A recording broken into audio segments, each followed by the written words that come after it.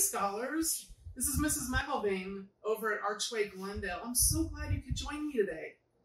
Today we're going to learn about a Finnish tale of humility. This is a story that came from the country of Finland. So join me now as I begin to read this. In Athenaeum, we often talk about virtues. Do you remember what humility is? If you do, you can type it in the comment section below. Humility means placing others before ourselves and not bragging or promoting ourselves.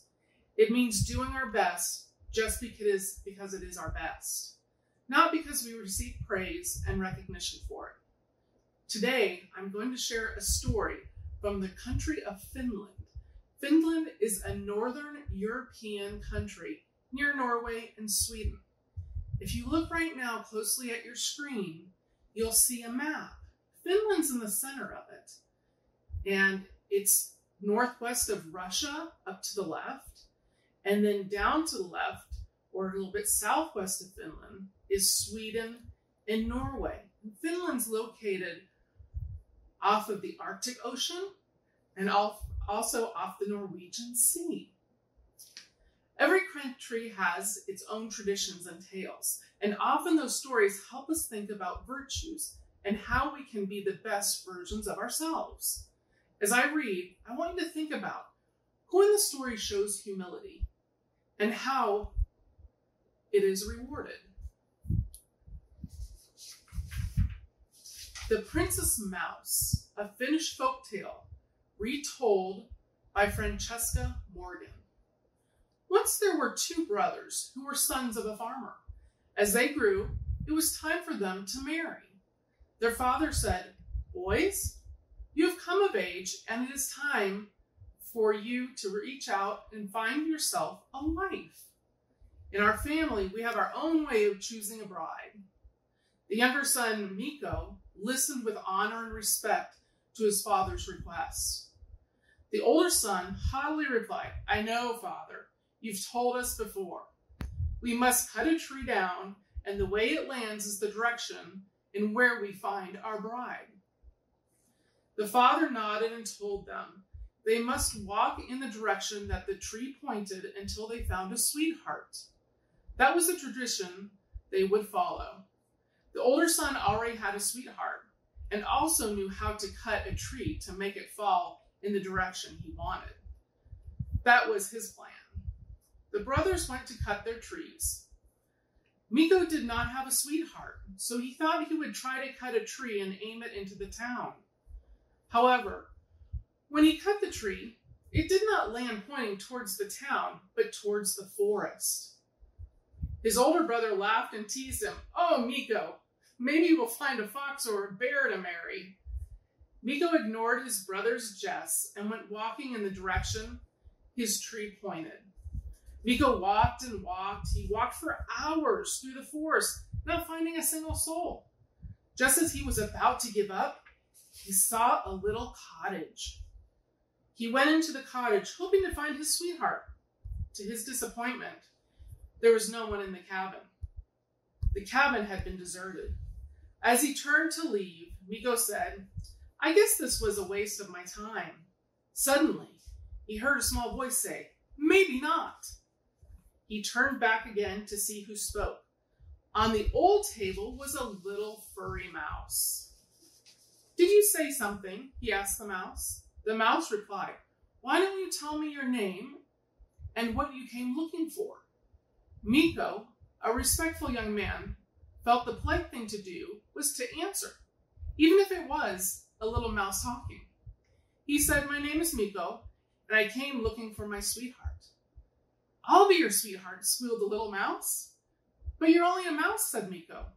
"Mice can still be special, and I can still love you faithfully." "Mikko, come feel my soft fur," replied the mouse. Mikko felt her fur with one finger, and it felt like velvet. She sang to him while he pet her fur. Mikko had found no one else, and she was a wonderful little mouse. "All right," he said, "you can be my sweetheart. You won't be sorry, said the little mouse. Miko wasn't sure about that, but he kept stroking her velvet fur and smiled. Miko returned home to his brother and father. His brother was proudly boasting of a sweetheart with golden hair and rosy cheeks. When Miko came in the door, his brother, observing Miko did not bring home a sweetheart, began to laugh at him and asked, "And where is your sweetheart, Miko? Did you find one with a nice fur coat?" Miko didn't want to admit that his sweetheart was a mouse, so he just told them his sweetheart has a coat of velvet like a princess. His brother stopped laughing. The father then told the boys they would need to ask their sweethearts to weave a cloth to test their skills. The next morning, the boys set out to their sweethearts to give them the request. When Miko reached the cabin, the little mouse jumped up and down, squealing, "Miko, you're here! Is today our day of the wedding?" "No, it is not," replied Miko. He stroked the little mouse's fur and explained, "My father has asked that our sweethearts weave a cloth to test their skill." "But you are only a mouse. How can you weave any cloth?" "I may be only a mouse, but I am also your sweetheart. You must be tired from your journey. Take a rest, my Miko." The mouse sang to him, and Miko fell asleep. As soon as he was in a deep sleep, the little mouse clapped her little paw fingers. Hundreds of mice appeared from the holes in the cracks in the walls. She ordered them to find and bring pieces of the finest flax. The mice scurried off and came back each with a thread of flax. They all worked together on the weaving machine to make cloth out of the flax. Some were feeding the thread in while the little mouse and others would push the petals. They stuffed the fabric in a nutshell. The mice scurried away as Miko awoke. The little mouse gave the nutshell to Miko and sent him back to his father. Miko had no idea what his father would want with a nutshell. When Miko returned home, his father was looking over the cloth his brother's sweethearts made. "Nice, it's strong and fairly even. Good enough for simple folk like us," said the father. Miko shyly handed his father the nutshell. His brother burst laughing. "You asked for cloth and your sweetheart gave you a nutshell? Ha!" Miko felt embarrassed. The father opened the nutshell and looked closely inside. He saw a piece of cloth made of the finest linen. As he pulled on it, it kept coming out, yard by yard. They were all astonished, especially Miko. "Surely Miko has found the finest weaver for a sweetheart," proclaimed his father. "Go fetch your sweethearts tomorrow, and you will be both married." The next morning, Miko went back to the cabin. The mouse saw him and squealed, "Miko, is today the day of our wedding?" Sadly, Miko said, "Yes, but how am I to take a mouse home to marry? Everyone will laugh at me." The mouse responded, "You're right, Miko. Everyone will laugh, but that doesn't matter. What do you think?"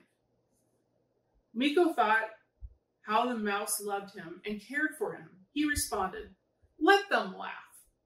You are a fine sweetheart." The mouse clapped her little paws and 4 rats came out, pulling a nutshell like a carriage. Miko placed his sweetheart in the carriage as though she were a queen. Off ran the rats as the mouse sang of her happiness. Miko ran after them to catch up. He was filled with excitement over his upcoming marriage, for even though he knew he would be mocked for his choice, the little mouse would be a good, kind wife to him, and he respected her for her virtue. They arrived at the spot near the river where the brothers were to have their weddings. As the mouse pulled up to the spot, Miko's brother saw them. He was outraged. How swiftly kicked the rats and mouse into the river. "What have you done to my sweetheart?" yelled Miko, distraught as he watched the carriage disappear. "Are you crazy?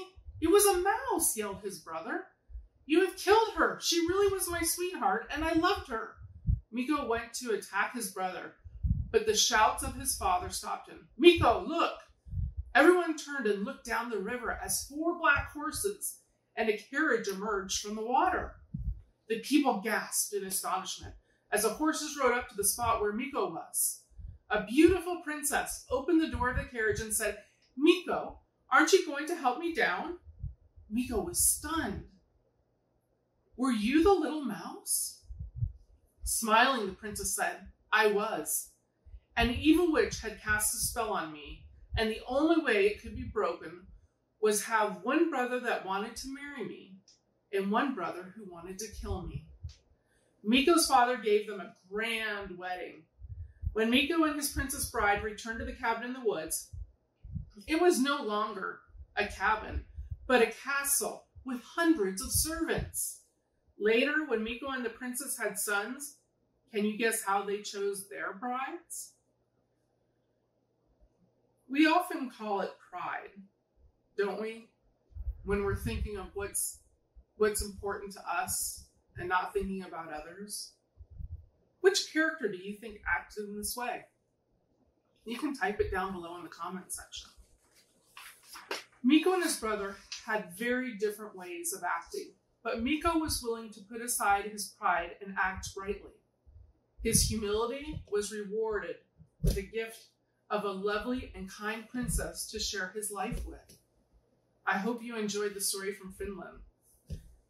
And right now, this would be a great time to get a pencil and a piece of paper and draw what you think Mikko and the mouse would have looked like.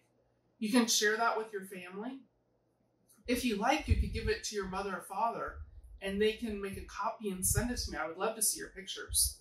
But this is a great time to use your creativity to create a scene of maybe the first time he met the mouse, or maybe the carriage. So that concludes this Finnish tale about humility. I'm so glad you could join me today. And I hope you have an amazing rest of the day and take care of yourself. Bye for now.